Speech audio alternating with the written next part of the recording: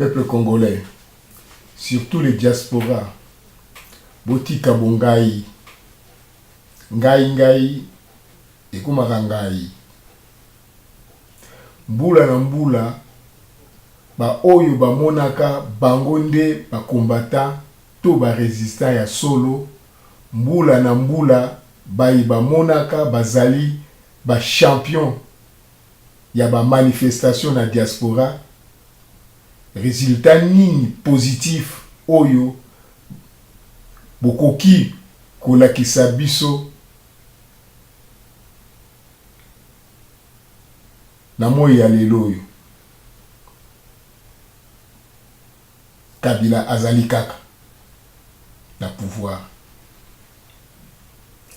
Ezali te soki otelemi liboso ya video ozali kofinga Kabila to Félix to Katumbi nde ozali combattant.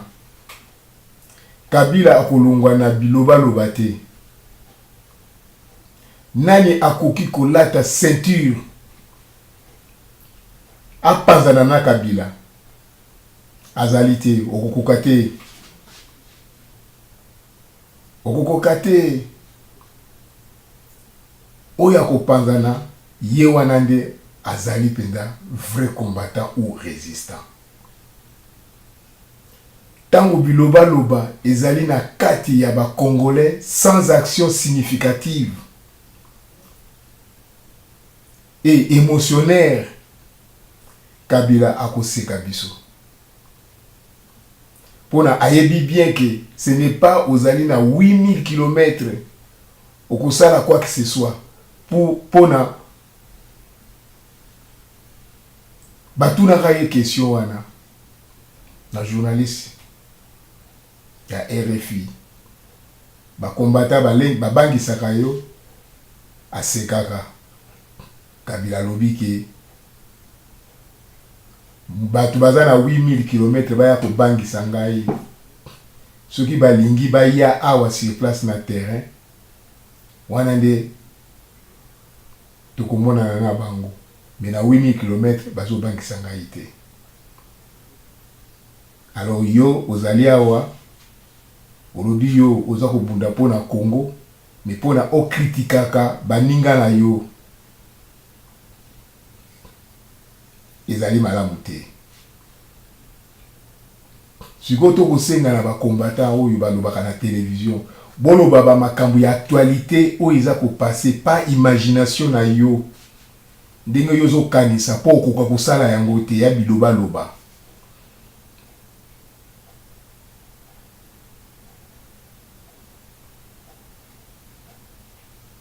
Bozali koloba soulèvement populaire na musika. Un vrai combattant akufuta ticket à Kei Kinshasa. Kolite na ba kinois ensemble. Mais tant oza kolobe pa iboye, yebango ke ezande maloba oyo zo koloba. Te biloko mingi bolobaka eza biloko ya imagination. Eza réalité te. Okanisi oza koloba, ozo sala neti film moko bozo monter théâtre moko boye. Zokoganga ngai ingeta, mais ingeta penza oyebi tina nango te.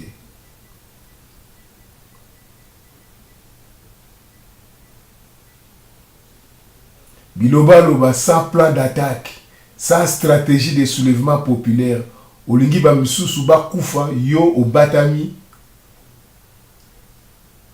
awa ozako loba. Combien otindaka na Kisasa pona bateau baza ko lité ba ko bunda. Boya koloba ke ba manifestation mususu ezali soki banani biloko nini yonde mutu ozali nde vrai okoki kosala makambo manifestation abikotambola pamba mutu akotambola kaka mbila kaka yawa tanga yaka bopanzani. Botika biloko ya pamba na moment oyo tokomi eza moment moko très difficile. Botika biloko ya ko critiquer. botika eloko ko critiquer baninga na bino yango moni sikoyo ba congolais nyonso to ba na diaspora ba benda na nzoto bakotaka makambo susu te kata ko bobendi ba rassemblement bo sali nini rien bayaka lisusu te na kati ya mboko tozana ba parti politique ba UDPS ezali awa ba parti ebele ezali awa mivanda kimia ilobaka te kaka ba combattant ba résistant ba ganga groupe kaka surtout ya ba zoro bozo ganga trop mais eloko moto komona ya vrai ezomona na te tika bilobela ya pamba tika ko critiquer baninga na okake mission na yo salaki ozo critiquer batu basali ba manifestation bazui échec na échec na manifestation ezali te soki 10 personnes ba monani c'est ça et ali ko revendiquer droit ezaka raté faut bazala 1 million non tout ça la manifestation dans le 31 décembre 2016 qui pour na tout bloquer l'ambassade na monaki esika nini ba bloquer ambassade te to vandaka na libanda na balabala musika police ati barrière yo kola ta ceinture d'explosif faut panda na penda na namda kabila okokango botika biloko ya pamba botika biloko ya pamba botika bazizani na kati ya poto awa combattant azate résistant azate soko bolingi yango bokei na Kisasa na homme politique bayaka awa te menda yaki na Belgique awa nana tushaka ye Tibala yaki awa nana tushaka ye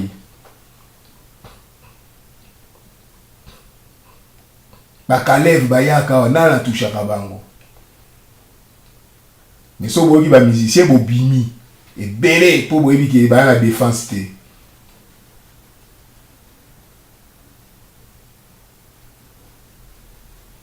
soki bongaye leki trop yango batu mingi baza ko considérer ba combattant net ba voyou ça na oui ça me ngamba solo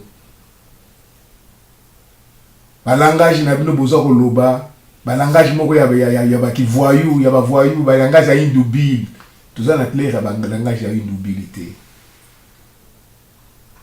bo pesa biso ba information pena ba vraie information communauté internationale siko yazo soutenir Kabila osali nini pour na communauté internationale oza na kati ya poto ozo sala nini otake communauté internationale ndenge nini mundibu suka ningo take akotia bombe yo ti bombe okoka otia bombe botika biloko pamba bozo ko critiquer baninga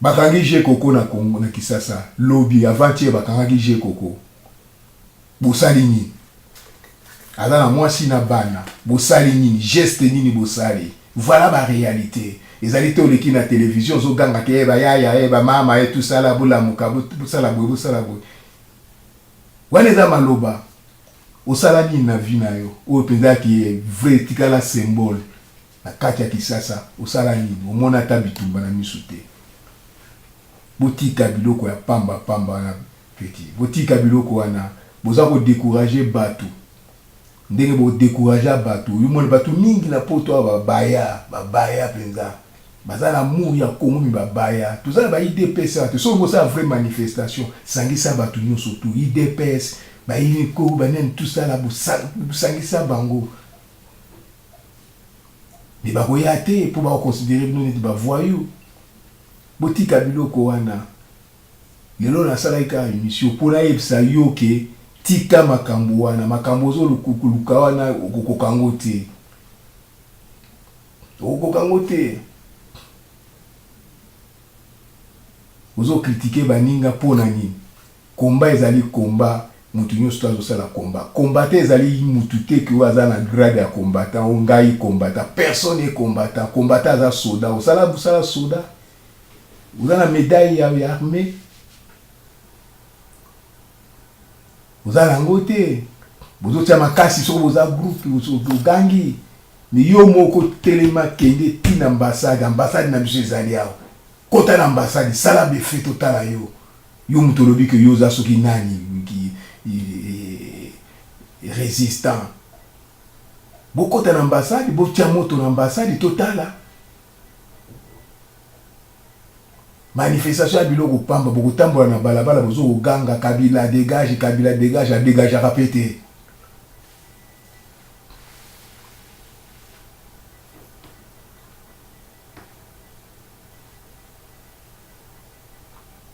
Pour moi personnellement, je ne sais pas quelles sont les motivations et quels sont les éléments dont dispose la communauté internationale pour rallier ce calendrier. Mais sur la base de quoi? Parce que la communauté internationale sait que les deux messieurs qui dirigent la CENI sont en train de travailler pour Kabila. Ils savent bien que fin 2018, la CENI actuelle ne pourra jamais organiser les élections. Ça, ils le savent. Ils le disent même dans des réunions privées. Si la communauté internationale veut être naïve, le peuple congolais n'est pas naïf. Et nous disons que le destin de ces pays dépend des Congolais. C'est entre les mains des Congolais. La communauté internationale doit d'abord privilégier la volonté du peuple congolais. Or, aujourd'hui, la volonté du peuple congolais fait que Kabila doit partir. Et toi, qu'est-ce que tu as fait pour contrecarrer la communauté internationale parce que tu es ici en Europe? Droit de l'homme ezali awa na Genève awa okenda kuna yo moko telema kende kuna kota di ba journaliste ba zwa yo ba photo okosala panique kuna bo papa panzani. Voilà un combattant, voilà un révolutionnaire, voilà un résistant. Tika babiloko pamba télévision siko ba vidéo comment na batu nyo surtout okosala yango. Mais sur les communes en réalité, pendant de agir, au quoi agir était. Au cas où la télévision, au là ça les coffee, au là ça banini, tout ça voilà mangungu. Kabila so nga bomo même à bomo yo. Ça kanate, ba service secret yali, ba service yali. Kanyo kaba boma yo wapi na Belgique. Na tanga Mobutu. Quand il y a plein concert, il y a OK Jazz. A Bomi Kanyuka. Petit Vanda calme. Yeba lokoni no sala, yeba kombo zo sala yandengini. Tika ko critiquer baninga. Pona katia ko critiquer baninga oza komitia na danger. Ozo causer bazizani bankele. Soki nkele le kitro ya ngwande moto. Abosa na ka réalité.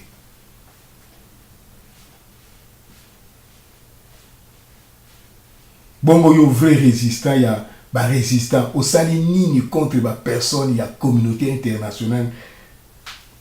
Ba bureau boni au tumbi po na toye ba ke yo ozali vrai combattant. Tika ko critiquer baninga oyo bazali ko bunda na ndenge na bango. Manifestation ata moto moko akoki ko exprimer mécontentement na ye contre le régime. Ce n'est pas que ce qui passe dans la télévision, le bique, oh, wana kuna, ils allaient écouter ce qui va bilo ko nini nini na donc. Yo ezanini, yo ezanini. Tout le monde a cassé manifestation, ça va casser ma côte à la carte, bazo casser. Bolanda ba musicien so ba yene, botika ba makelele. Ngai ba tout ba musicien na mona bango bilo ko pamba donc. Ba manifestation ba musicien comme ça ngai pour na ebike ba na défense mon côté mais Kabila ya wa bima po ya ka wa bima te buganga ga pampa boti ba seti musika prevane que menda koma ka na Belgique au salagini et le revenu au salagi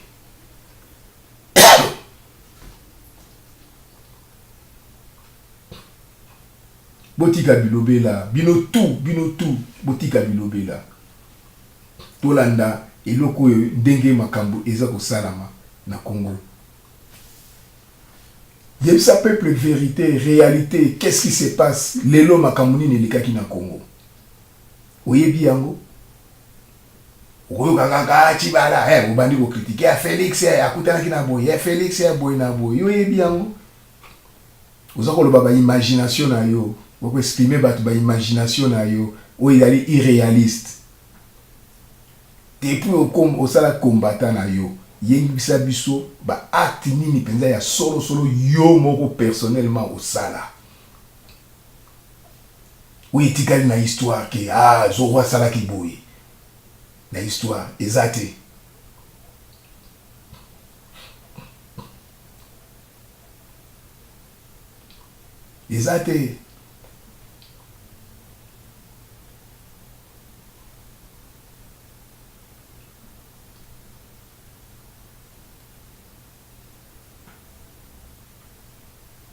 yo kana biso to olanda ba makambo kongo na ndenge kokeli to olanda ngo izo sala motema pasi ne bino boza ko biloba pamba to yebi yango bien ko sala eloko moko te o bolo na biloba ya pamba. Le peuple congolais doit se défendre maintenant. Et comment? Pesa biso plan yo mutolobi que yo a combattant. Pesa biso plan sur le peuple congolais a se défendre ndenge nini. Soka bimba betie masasi. Siko e face à la nini. Yo préparer réplique nini pour protéger peuple wana zo bimba. Ce que Vandika Kapona Gangate, soulèvement populaire. Et bien, soulèvement populaire, ma conséquence, nango.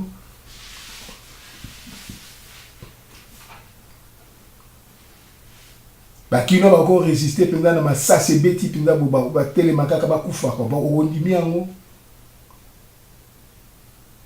et stratégie n'a ni pour un soulèvement populaire. C'est ça le problème de tous là. C'est ça le côté où que mutua lobana biso meko ko ganga pamba te ke ouais tout ça là. Non, ko ganga te contre baninga. Muninga na ça qui manifestation à mon avis que zo sale motema passe ça c'est manifestation. Ndambo bato bayaki ekoki pona ye ndingwana. Ezalité que o baluka o ke ko critiquer tout ça. Bozo mona te ba vidéo ya mo pe siko eza suna tina mo te. Botala raka liboso tango ezalaki so bolobi boza au moins na ba 3000 4000 5000 vues mais na moya lelo yo soki butali ba vidéo na bino tout ezo sukaka na ba 50 60 80 100 200 vues ça limite là et les gars sous ba 500 vues te bozo comprendre en côté que ba baye biloba lobele ki trop réalité zate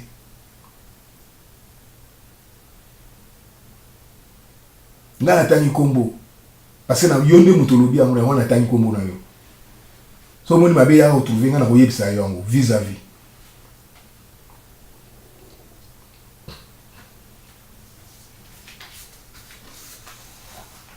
omona ngai no yebi ngai te webi kombele bato ba yanke o ba na ngai te po ngai yanke webi kombe ba na ngai ba yanke o ba na ngai ya retrouver ngana koyebisa yango vis-à-vis pour ça rien. So ça quand pour moi qui combattant peut évidé. On a un bateau qui a sans pitié. Tout n'a eu mon explication au pesa. Tika ko critiquer baninga babe azo sala biloko ya likakoki ya sala. Yo sala ya yo.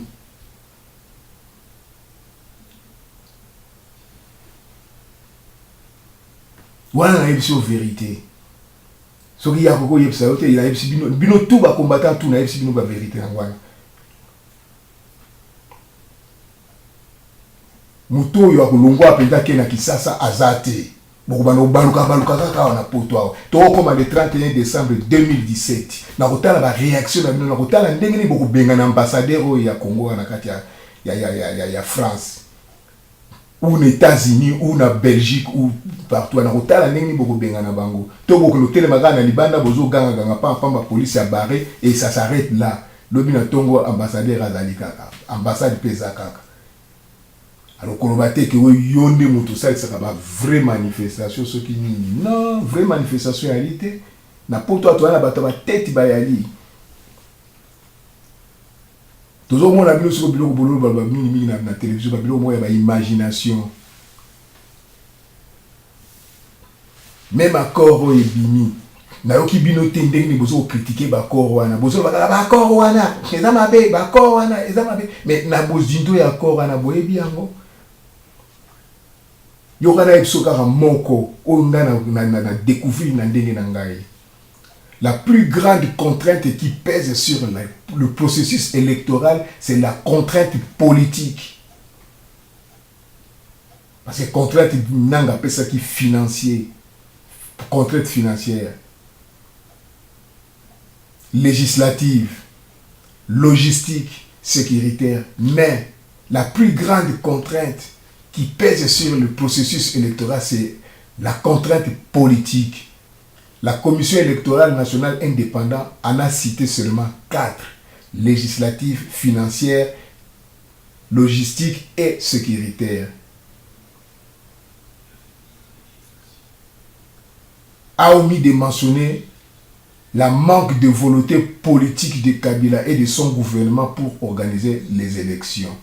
Et toi, qu'est-ce que tu vas faire maintenant à partir de ce moment-là? Oui, bien, tu parles n'importe quoi. Il y a ça peuple va comprendre que biloko nini bazo ezo pour se passer.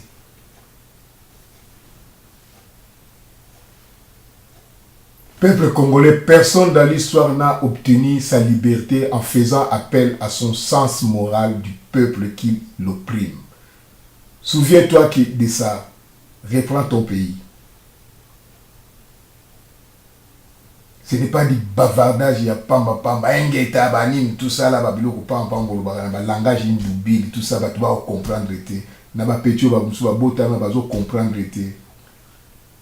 Arrête de critiquer les gens.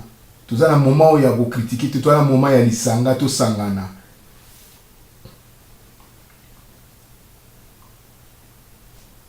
Calais va comme ici, un air boulot, il y a des Congolais. Vous voyez bien, non? Vous voyez bien, bien. Puis yango na pe donc yo ko ko ça c'était pour ko banga ki comme ça kale ba okanga. Mais kende ba kanga yo po ba yebali o yebisa ngo vérité na ya vérité na bango ki voilà ngai naza combattant pour na boy bino bozali boy. Jomo ba okanga yo te, jomo ba onyokola yo te pour na Congo. Ozaga biloba loba na musika alotika makelele. La répression aveugle du peuple qui ne revendique que son droit légitime à la liberté, la démocratie et le développement. Mais bazo kangaye, bazo ke na aner yoene ya mini. Ezali kasho yo donc ya kusakanate.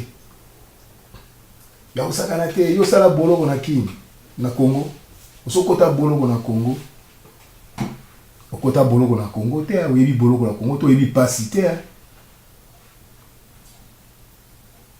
Biso bato kota ba bisika mususu boyi na Congo wana donc tango zoloba wana awana pupoto donc ils ont pris ça ba colère tango zo critiquer baninga olingo beta tolo alors que tolo azo beta ya pamba eloko moko usana ezate ngana yebisho tuna ngai koluzo tsanga je poste na vidéo te yaka otuna face à face comme ça to so lango bien biso na yo na tuna yo expérience na yo nini na kati ya Kisasa oyaki ana poto na mbula nini po sala makambo na Kisasa oyebi Kisasa te oyebi Kisasa na moi tango zokende ba chik oyebi Kisasa na butu yo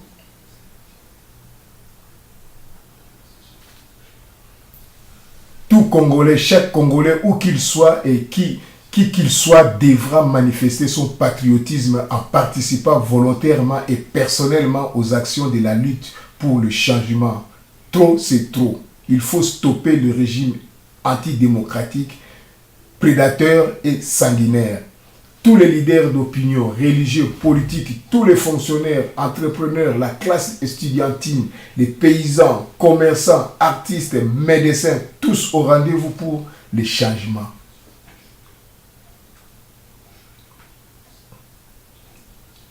Ça, c'est une révolution. C'est la révolution. Ils allaient tout critiquer Moutou, ou critiquer Banani, tout. Ils allaient te revendiquer net yonde aux alliés yo, soki yote, non.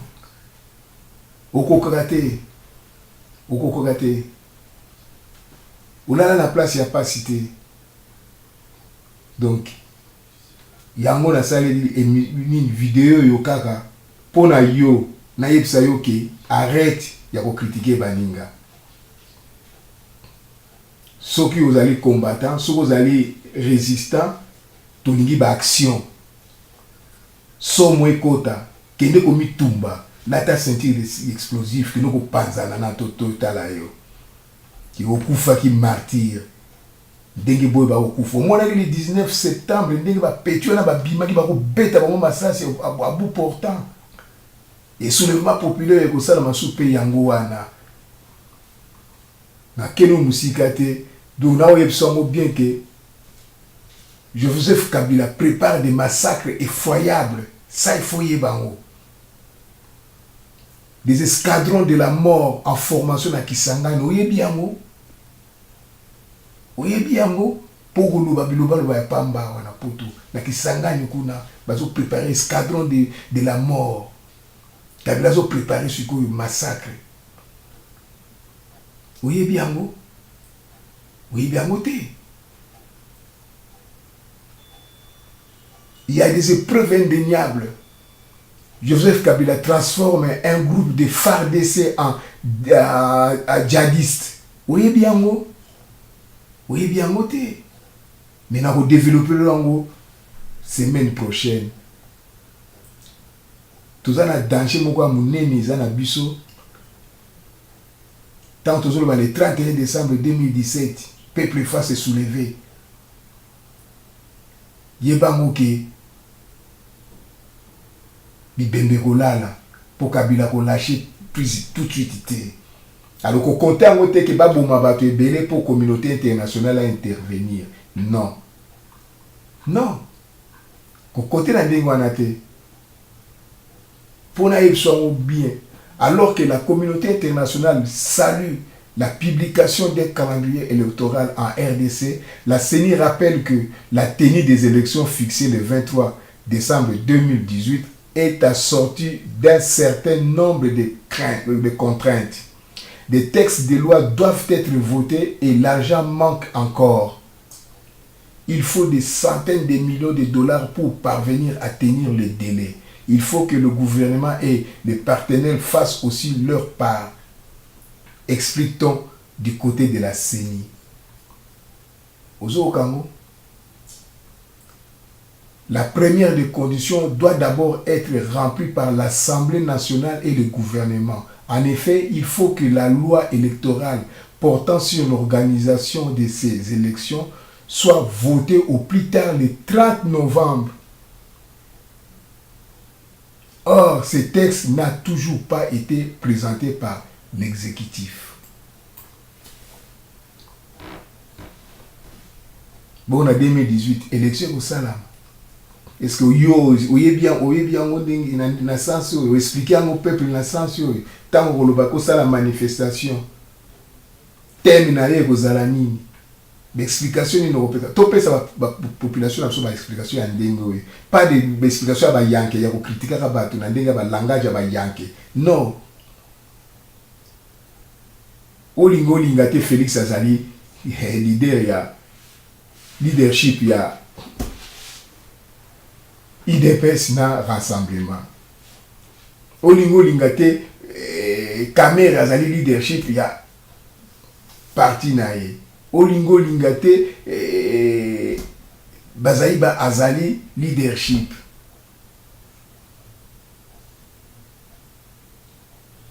Yo Katumbite bonani yo kotia yo mtokende kuna okokuka. Deuxième condition, finir de verser l'argent nécessaire pour terminer l'enrôlement. Selon une source au sein de la CENI, il manque au moins 60 millions de dollars sur les 400 prévus et que le gouvernement s'était engagé à décaisser. Ces 60 millions permettraient, entre autres, d'acheter les serveurs et les logiciels nécessaires à fiabiliser les fichiers électoraux. Est-ce que l'élection est ça là?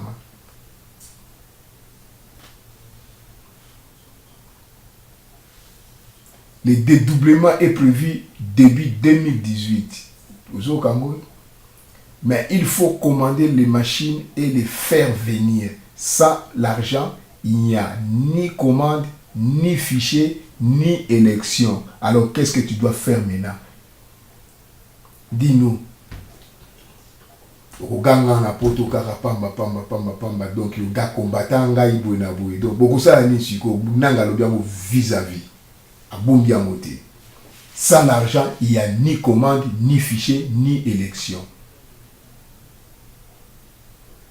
Mais ce n'est que la partie émergée de l'iceberg, puisque la CENI aurait besoin, dit-elle, de 526 millions pour tenir ces 3 scrutins dans les délais.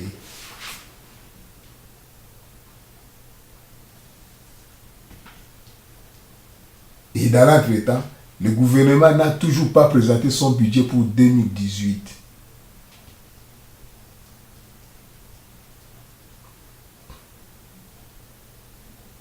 Et pour l'instant, selon une source au sein de la CENI, les annonces faites par le partenaire du Congo restent trop limitées.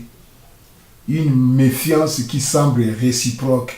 La stratégie, c'est de blâmer la communauté internationale pour le non-tenue des élections.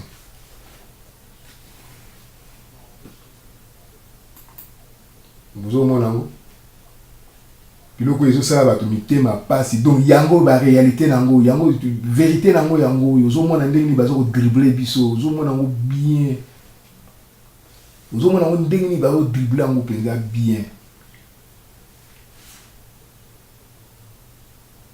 Enfin na suki wana oezali conseil na opesa bandeko na ngai boy balobi ki baza ba combattant baza ba résistant botika makambo ya ko critiquer bato. La division na bino etali bino etali peuple congolais te yo combattant aux ali peuple congolais na ndenge na yo mais ko kanisa ko ça va peuple congolais nous souté soko sali manifestation pour nous le baraka Kabila dégager Kabila boina boy donc au monique yo ndezo elombe tala kaka na ba vidéo sikoyo nombre ya vues. Il y a bino ba combattant ezali so na ndenge nombre ya vues là qui liboso te liboso là qui kama 3000 4000 mais si ko komaka ba 150 180 50 parce que ba histoire na bino ekota su ba tuté ba yebiga ka biloba lo ba pamba ilo mo ba osala ezati to moni ba Kalev ba ya bo salarié to moni mende a uto uta siko yawa bo sali rien Chibala pako yawa ayaki yawa atamboli na ye bo sali rien nanga kako mutabimisi calendrier ayaka usali rien. Donc un vrai combattant a grimpé immeuble ya vanda mona buki fenêtre à côté là inakati ba panzana na ye. Alors tozala na bondeko o ezaneti toli na pesi bino bo exagérer te bozo panza famille bozo bebisa milimo ya bato. Tozana moment oyo tozana besoin ya maloba ya sukali ya kitoko po tozala lisanga famille moko ndenge Mobutu alobaki mama moko tata moko mokunzi moko ekolo moko ingeta batiki bino.